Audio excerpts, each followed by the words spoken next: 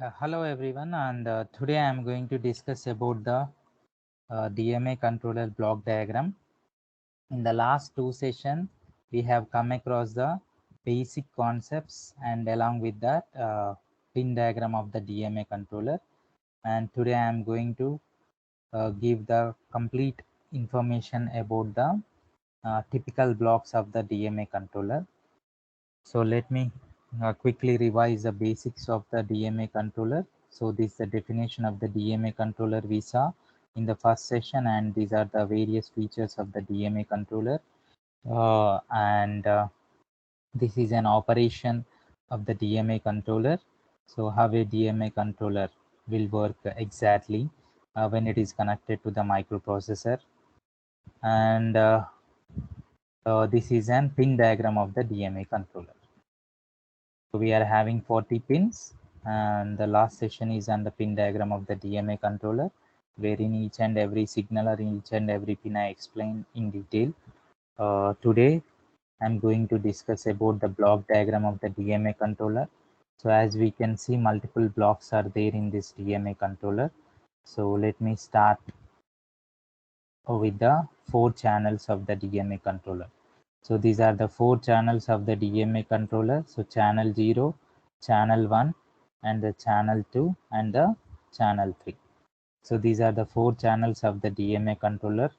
So wherein each and every channel is capable of performing 64 KB of the information, and each and every channel is having 16-bit register and the address register and the 14-bit count register, and each channel can issue one input and one output signals like DMA request and the DMA acknowledgement, DRQ0 and DACQ0. So DRQ and DACK with respect to channel 0 to channel 3, in total we are having 8 signals. So whenever the DMA request is issued, it can take and the data, and whenever DMA acknowledgement is issued, it is ready to accept the data from the devices. So these are the 4 channels of the DMA controller, and each and every channel, if you want to make use of it, so that is under the control of the priority resolver. So that is under control of the priority resolver. So here is a priority resolver, wherein this priority resolver will operate these 4 channels in multiple modes, like rotating mode, normal mode. So if you are making use of the normal mode, high priority, channel 0 to channel 3. If it is a rotation mode, each and every channel will be assigned with some time. So during the time only, the channel is capable of transferring the data. So it's a rotation priority or rotation mode you will have. So these are the 4 channels, and which are under control of the priority resolver, and along with that we are having 3 more typical blocks of the DMA controller. They are, the first one is the data bus buffer. So as the name itself is indicating, the data bus buffer is responsible for transferring the data by taking the support from 8 signals D0 to D7. So we can make use of these 8 signals D0 to D7, which are used for performing the data transmission. And the next one is read write logic. Here also we can see, if you want to perform the read and write operations with respect to input output read and the input output write, means IO devices, if you want to perform read and write operation, at that time the 2 signals which are associated here are the IO read and the IO write. With respect to the IO device, you can read the data and you can write the data in sync with the clock. And the next one is the reset, wherein reset is used for clearing the contents of all the registers wherein we are having, and the 4 lines, these are the 4 lower lines of the data, wherein A0 to A3, wherein we discussed about these lines also in the pin diagram. So which are used for performing the DMA transfer, and these are used for performing the DMA service A4 to A7. So which one is there in the read write logic, and one is there in the control logic. So as you can see, one is there in the control logic and one is there in the read write logic. So control logic we are having here, and the read write logic we are having there. So the read write logic is used for performing the operations related to input output read and input output write, and the clearing the contents of the registers and DMA transfer. And most importantly, chip select. If you want to interface with an 8085 microprocessor, then we will make use of an chip select. So then only the DMA controller and the microprocessor can communicate with each other. And the control logic and the mode set registers. These two control logic and the mode set register block is used for performing the DMA transfer here. And we are having the memory read and memory write operations, so which are taken care by the internal memory movement will be taken care by with respect to the registers and the memory locations, memory read and memory write. And most importantly, if you want to transfer the data, we need to take support from the address enable and the address strobe. Both are like under control of the uh, control logic and the mode set register. Address enable and address strobe are used for selecting the lower order and the higher order address line ranging from A0 to A3 and A4 to A7. And finally, if you want to monitor or if you want to know the status, so that will be identified by using the terminal count and the mark.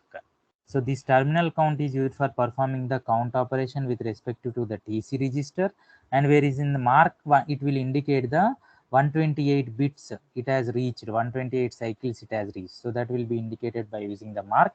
Still, if you want to extend anything, means if you want to extend the read operation or if you want to extend the write operation, so at that time we will make use of the ready signal.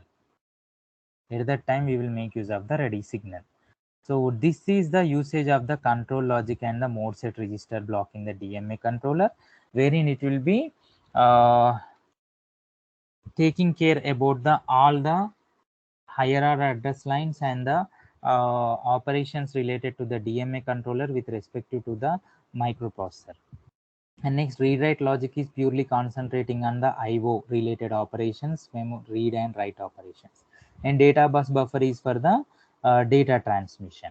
And channels 0, channel 1, channel 2, channel 3 are used for performing the data transmission with respect to the various devices by considering the channel numbers. And sometimes we can make use of this 4-channel DMA controller also into 3 channels. Means if you are auto loading the content from channel 3 to channel 2, so at that time it will act as a channel 3 DMA controller. So we'll discuss those things in the register section. And this is about the complete information on the DMA controller block diagram. And we'll see some of the registers are there in this, two 8-bit and two 16-bit registers are there. So here we are having the two 8-bit registers. First we'll see the two 8-bit registers are the mode set register and the status register. Mode set register and the status register. The mode set register, so as the name itself is indicating in which mode you are going to operate the various channels, means 4 channels we are having. So 4 channels will be taken care by this mode set register by issuing the 4 bits B0, B1, B2, B3. So as you can see, it is an 8-bit register ranging from B0 to B7. B0, B1, B2, B3 are used for the channel selection. So enable DMA channel 0 with respectively B0. In the similar way, B1 channel 1, B2 channel 2, B3 channel 3. And the next 4 bits means the LSB and MSB we are having. Most significant 4 bits allow 4 different options for the 8257 pin diagram. So those are the B4 is used for rotating priority selection if it is enabled. B5 is used for performing extended write operation if it is enabled, or else it is an extended read. And terminal count is stopped when you are enabling B6. And B7 is used for auto loading, means loading the contents from the channel 4 to channel 3. At that time it will act as a 3-channel DMA controller. These are the two LSB and MSB parts of the mode set register. LSB is used for complete channel enabling and the disabling, and MSB is used for indicating the different options that are available in the DMA controller. And the next one, status register. It is also indicating clearly what is the status of the channel. If you want to know At that time, we will make use of the status register. It is also an 8-bit register. You can see B0 to B7 and B0, B1, B2, B3 are used for performing the count operations with the support of the TC pin, terminal count, and the count register. The terminal count status for the channel 0 with respect to B0 and vice versa B1, B2, and B3. So 4 channels we are having. And finally the update flag. The update flag, so again, if it is updated, then we can make use of the auto load B7. So these two will work simultaneously. So update flag and the auto load. So this is about the status register, which is used for giving the status of each and every channel, whether it is performing the data transmission or is there any issue. Okay, whether it is reached the terminal count and how many counts of the data it has transferred, how many bytes of the data it has transferred. So these are the two 8-bit registers of an DMA controller. And moving on to the 16-bit registers. And here we are having two 16-bit registers in the DMA controller. These are the two 16-bit registers, DMA address register and the terminal count register. So the DMA address register, which is used for storing the address before enabling the data channel or the data transmission. Once if you load address into this register, then only the channel will be enabled and it can take the data from the respective address. So it is necessary to load valid memory address in the DMA address register before channel is enabled. And it also specifies the address of the first memory location to be accessed. So A0 to A15, total 16 address bits we are having under the DMA address register. And the next one is the terminal count register. In this terminal count register, we are officially using the 14 bits for the counting purpose, and remaining 2 bits are used for giving the information about the read transfer, write transfer, and verify transfer. So okay, we'll see that now. So C0 to C13, 14 bits are used for performing the count operation. So bytes of data transferred, C0 to C14. This responsibility is taken care by the terminal count register C0 to C13. So 14 we are having in total. It will perform the count operation.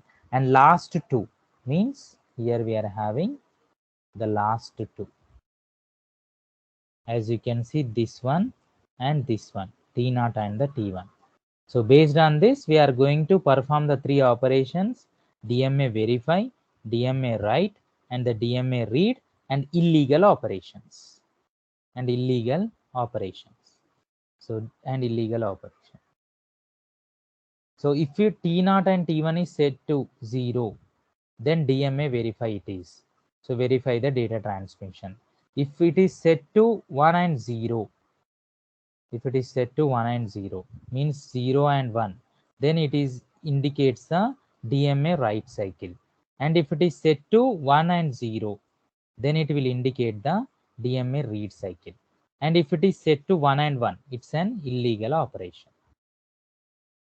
Okay, the terminal count register is used for performing the count operation. Along with that, it will decide what type of operation a channel can perform, whether it is a read transfer, write transfer, or verify transfer.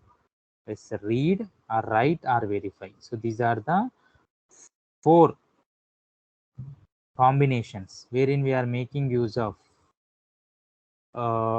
it in the terminal count registers to identify the type of operation performed by the channel.